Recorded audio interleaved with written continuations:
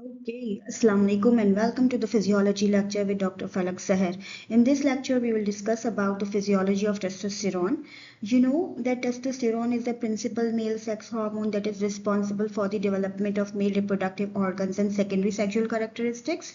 So let's start the testosterone and its function. Regarding learning objectives, at the end of this lecture, you all should be able to define the androgens and identify the main male sex hormones. You should be able to describe the synthesis and secretion of testosterone. You should be able to explain the mechanism of action of testosterone. You should also be able to discuss the physiological functions of testosterone in different organs. And in the last, you should be able to identify the clinical conditions that are related to androgen imbalance. Now, what is androgen? By definition, steroid hormones that are responsible for male sexual differentiation and secondary sexual characteristics are known as androgens. Androgens include testosterone, that is the primary male sex hormone. Then we have dihydrotestosterone. It's the more potent androgen formed from the testosterone by the action of enzyme 5-alpha reductase. Then we have androstenedione. It's a precursor of testosterone and the estrogen. Then dihydroepiandrostenedione. It's a weak adrenal estrogens. Then we have androstenediol, that is again a weak androgen precursor. Now coming to the sources of androgens. The first and the most primary source of the androgen is the testis. The main androgen produced by the testis is the testosterone, and the source is interstitial or the Leydig cells of testis. Androgens are also released from the adrenal cortex, especially from the zona reticularis, and the weak androgens include dihydroepiandrosterone, androstenedione, dihydroepiandrosterone, and with its sulfate. These weak androgens can be converted to testosterone or estrogen in the peripheral tissue. Now coming to testosterone, it's a primary male sex hormone and an anabolic steroid. It's the most abundant androgen in the adult males. A portion is converted to dihydrotestosterone in the target tissue by the enzyme 5-alpha reductase, as we have already discussed. About 97 to 98% of the testosterone is bound to plasma proteins, either sex hormone binding globulin or albumin, while 2 to 3% is biologically active or available as a free form. All androgens are steroidal hormones. They are synthesized from the cholesterol in the testes and the adrenal glands. Regarding biosynthesis of testosterone, it's often asked in exams that how the testosterone is produced. So the main precursor is the cholesterol, which is then converted into pregnenolone by the action of enzyme CYP11A1. This pregnenolone is then converted to 17-alpha hydroxypregnenolone by the action of enzyme 17-alpha hydroxylase. Then this is converted into dihydroepiandrostenedione by the action of enzyme C17 and 20 lyase. Then this DHEA is converted to androstenedione by the action of 3-beta hydroxysteroid dehydrogenase. Then this androstenedione is converted to final testosterone by the action of 17-beta hydroxysteroid dehydrogenase. Then this testosterone is converted into dihydrotestosterone by the action of 5-alpha reductase. The sequence is important, and also you have to remember the specific enzyme that are responsible for conversion of each and every step. For example, this 17-beta hydroxysteroid is very important, as well as you have to remember the 3-beta hydroxysteroid dehydrogenase. So this was the biosynthesis of testosterone. Now coming to the transportation, metabolism, degradation and the excretion. Just we have discussed that, for example, just take the example of testosterone. It's secreted. The secretion of testosterone will lead to its entry into the bloodstream. In the bloodstream, it's not freely 100%, but it has to be bound with sex hormone binding globulin. It's approximately 60 to 65% of it's tightly bound with it. Then albumin bind about 30 to 38% of the testosterone and it's loose bound, while the free testosterone is only 1 to 3% of the total available testosterone, and this is biologically active. Then in the blood, The testosterone circulates for approximately 30 to 60 minutes to several hours. Then this is converted or transferred to target tissue, for example, seminal vesicle, the bone, muscles, and the prostate gland, wherever the testosterone receptors are there. Then inside the cells, they are converted to dihydrotestosterone by the enzyme 5-alpha reductase, for example, the skin, prostate, and external genitalia. This dihydrotestosterone as well as the testosterone, they are finally metabolized into the liver into inactive metabolites. They include aldosterone and ethiocholinone, and then they are conjugated as glucuronide and sulfates. Ultimately, they are excreted via urine, that is the major route of excretion, and bile through feces, they are the minor route of excretion. So this is all about the transportation, metabolism, degradation, and the excretion. Here you have to remember the exact percentages of the testosterone that is bound with the plasma proteins, and then that these are actually converted to dihydrotestosterone into the specific organs, for example, the skin, prostate, external genitalia, and so on. Now coming to the mechanism of action, once testosterone diffuses into the target cell, as we have already discussed, what were the target cells? They were the skin, the muscles, the prostate gland. Then in some tissue, as we have discussed, that it's converted to dihydrotestosterone by the enzyme 5-alpha reductase. Later on, dihydrotestosterone or testosterone they bind to the androgen receptor in the cytoplasm. Remember, the cytoplasm is having the androgen receptor with which the dihydrotestosterone and the testosterone bind. Later on, this hormone receptor complex, it translocates into the nucleus. From there, the complex binds to the androgen response element that is present on the deoxyribonucleic acid. Then it leads to the activation of gene transcription that leads to the various androgenic effects. It's very easy to remember the mechanism of action of testosterone, that after diffusion, testosterone binds with the androgen receptors that are present in the cytoplasm. From the cytoplasm, the receptor along with the hormone complex translocates into the nuclei, and then it binds to a specific area on the DNA that is known as androgen response element, and that is then going to activate the gene transcription and the various other mechanisms that leads to the androgenic effects. Now coming to the phases of testosterone secretion. Testosterone is secreted in different phases of the fetal life: neonatal period, childhood, and adulthood. For example, in the fetal life, it rises during the second trimester because its production is stimulated by the placental human chorionic gonadotrophin. This fetal life testosterone rise is very essential because of male sexual differentiation. While in the neonatal period, there is temporary rise in testosterone after the birth, and it's because of the activation of hypothalamic pituitary gonadal axis. While in the childhood, very low testosterone levels are there and there is no spermatogenesis. So what is the main time period? The fetal life. Then comes the slight neonatal period.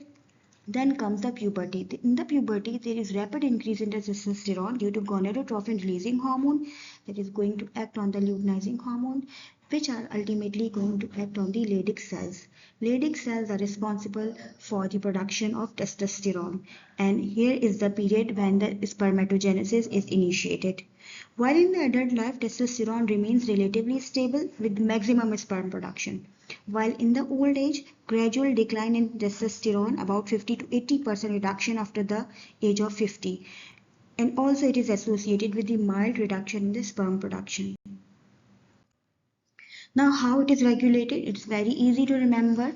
As you all know that hypothalamus contains an arcuate nucleus that is responsible for the release of gonadotrophin releasing hormone, and gonadotrophin releasing hormone is secreted in pulsatile manner, right? So this gonadotrophin releasing hormone, it acts on the anterior pituitary gland to release follicle stimulating hormone and the luteinizing hormone. Follicle stimulating hormone, it acts on the Sertoli cells of the testis that is responsible for the spermatogenesis and also for the production of inhibin. Then the luteinizing hormone, it acts on the Leydig cells to produce testosterone. Regarding feedback, testosterone inhibits hypothalamus as well as the pituitary anterior pituitary gland, while inhibin specifically inhibit follicle stimulating hormone. This is the by far the most easiest, the sequence of remembering the regulation of testosterone. It's very easy to remember. Now, the most interesting part, the function of testosterone in male. So, what is the function of testosterone in fetal life and what is the effect of testosterone in adult life? We have a list of different effects. For example, in the fetal life, it's important for the sex differentiation in the fetus. It's important for the development of accessory sex organs. It's also important for the descent of the testis. And what about the effects of testosterone in adult life? There are a list of effects. For example, it affects on the male secondary sexual characteristics, distribution of the body hair, effect on voice, thickness of the skin, protein formation, muscle development, bone matrix, and it also causes calcium retention. It increases the basal metabolic rate. It affects the erythropoiesis as well as the electrolyte and water balance. So you have to remember what are the testosterone's effect in the fetal life as well as in the adult life. Now let's discuss them one by one. Now coming to the fetal sex differentiation. So see, fetal sex differentiation, it starts when a boy is having a Y chromosome and that Y chromosome contain a sex determining region on Y chromosome, right? It's also known as a testis determining factor. The testis determining factor is actually the protein that is produced by this sex determined region on the Y chromosome. This is responsible for the conversion of gonadal ridges into the testis. The testis is ultimately comprises of two cells, the Sertoli cells and the Leydig cells. The Sertoli cells is responsible for the production of anti-Mullerian hormone that causes regression of the Mullerian duct, and then the Leydig cells, it's responsible for the production of testosterone that also leads to the development of Wolffian duct. For example, the vas deferens, epididymis, and the seminal vesicles. Testis differentiation usually begin with the 6 to 7 weeks of the fetal life, while the dihydrotestosterone formation via the alpha reductase, it starts the development of external genitalia. So that's how the sex is differentiated in the fetal life, by the presence of SRY gene on the Y chromosome. Now fetal development of male organs, essential, the androgens are very essential for the development of external as well as internal male genitalia. There are two important things, the testosterone and dihydrotestosterone. Remember, dihydrotestosterone is responsible for the development of external genitalia, for example, the penis and the scrotum, while the testosterone is responsible for the production of internal genitalia, for example, especially the Wolffian duct structures. It includes the epididymis, the vas deferens, the seminal vesicles, and the prostate gland. Now coming to the another function of the testosterone, is the descent of the testis. Testosterone promotes the inguinoscrotal descent of the testis. Remember, the descent of the testis has two phases. Number one is the abdominal and the second is the inguinoscrotal descent. So this testosterone promotes this descent through the inguinal canal during the last 2 to 3 months of the fetal life. And if there is failure of one or both testes to descend into the scrotum, this term is known as crypt orchidism. Crypt means that is hidden and orchid means is this what is related to the testis. So early medical or surgical treatment is recommended in this case. Now coming to the effect of testosterone in the adult life, number one is the effect on sex organs. Testosterone increases the size of external genitalia after puberty. And the main responsible for its main thing is here is the dihydrotestosterone. External genitalia, they enlarges up to 8 folds between the onset of the puberty and approximately 20 years of the age under the influence of this testosterone. Testosterone is also very essential for the process of spermatogenesis. Then we have effect on muscle growth. Males have approximately 50% greater muscle mass than females. This is because of the increased protein synthesis in the muscles and other tissues, increased transport of amino acids into the muscles, and decreased breakdown. That is all the effects of testosterone in males. Then effect on bone growth. Testosterone stimulates growth of bone matrix and it increases the calcium deposition. It causes broadening of shoulders due to increased bone growth. It produces narrowing and elongation of the pelvic outlet, that is the male type pelvis. It increases the strength of the pelvis for load bearing. It contributes to the pubertal growth spurt in the body height. It causes early fusion of epiphyses with the shaft of the long bones. Now coming to the effect on skin. Testosterone increases the thickness of skin over the entire body. It increases the roughness of the subcutaneous tissue due to increased protein deposition. It increases the subcutaneous or the sebaceous gland secretions, especially on the face, which may lead to acne during puberty. It also responsible for increased melanin deposition and thus leads to deepening of the skin color in males. Now coming to the effect of testosterone on hair distribution. Testosterone stimulates the growth and proliferation of the hairs on the pubic region, upward along the linear elbow of the abdomen, the face, especially the beard and the mustaches, chest, axilla and back. Another important thing is that it causes male pattern baldness because there is decreased hair growth on the scalp due to the action of dihydrotestosterone. Remember this thing, that dihydrotestosterone is responsible for this typical baldness while the other hairs are produced under the action of testosterone. So this male pattern baldness depends upon the interaction between the androgenic hormones as well as the genetic predisposition. Means for a typical male pattern baldness, you should be having the two androgenic hormones as well as the genetic predisposition. As you have seen, not all males are bald, right?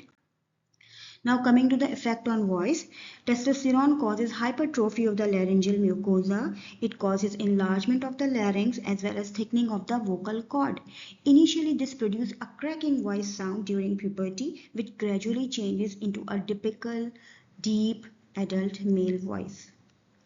Then we have effect on basal metabolic rate. It increases the basal metabolic rate by approximately 5 to 10%. This number is again very important. So this effect is primarily indirectly through increased protein metabolism and the muscle mass.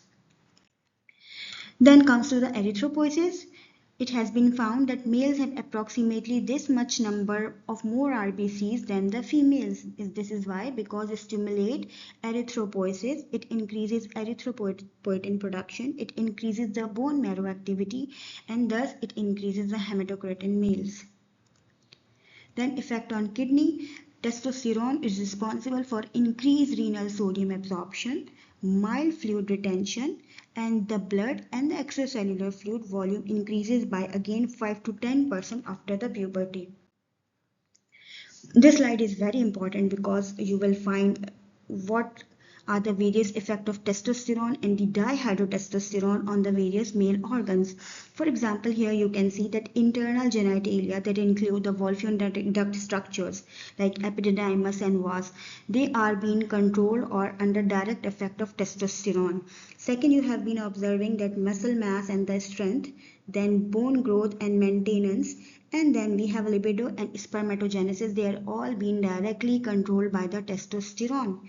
While on the other side, testosterone exerts its effect indirectly through dihydrotestosterone, specifically on the external genitalia that include the penis and the scrotum, then the prostate growth, and here you can find the hair, especially on the facial, chest, scalp loss, and then we have sebaceous gland activity is also indirectly functions are performed by the testosterone. So this slide is also important as far as your examination point is concerned. Now coming to applied physiology.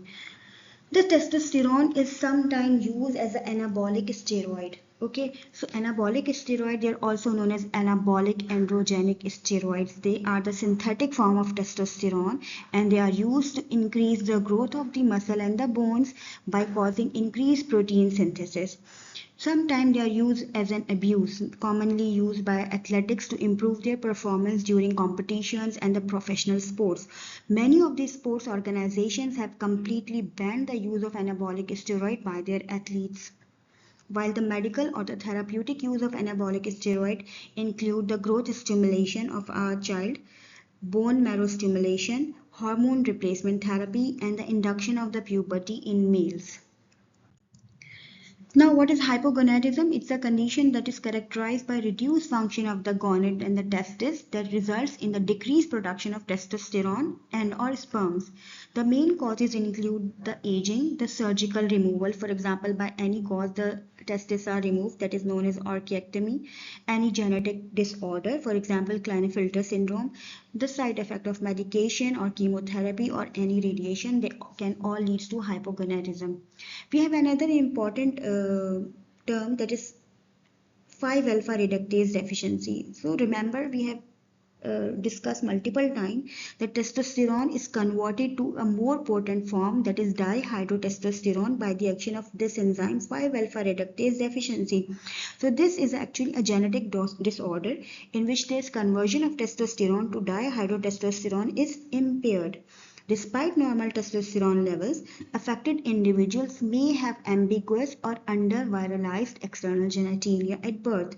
Internal male reproductive organs develop normally because they depend mainly on testosterone and not on dihydrotestosterone. But at puberty, viralization may occur because of increased testosterone levels. Then we have hypergonadism.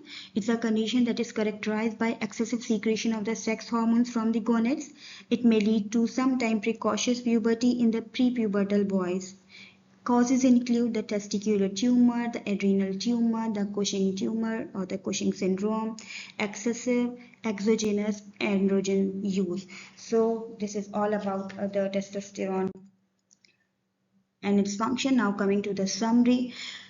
Testosterone is primarily a male androgen that is produced mainly by the Leydig cells of the testes. Small amounts are also produced by the adrenal cortex.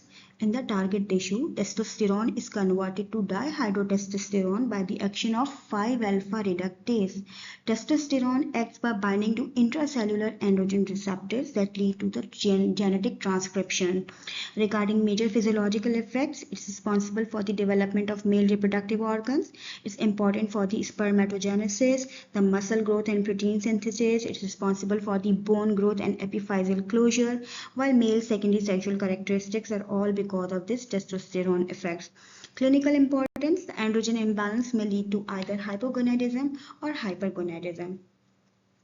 So understanding testosterone is essential for interpreting male reproductive physiology and endocrine disorders. So thank you so much for watching. If you have any question or comment, you are allowed to do, and inshallah we will meet next time with another interesting topic. Thank you.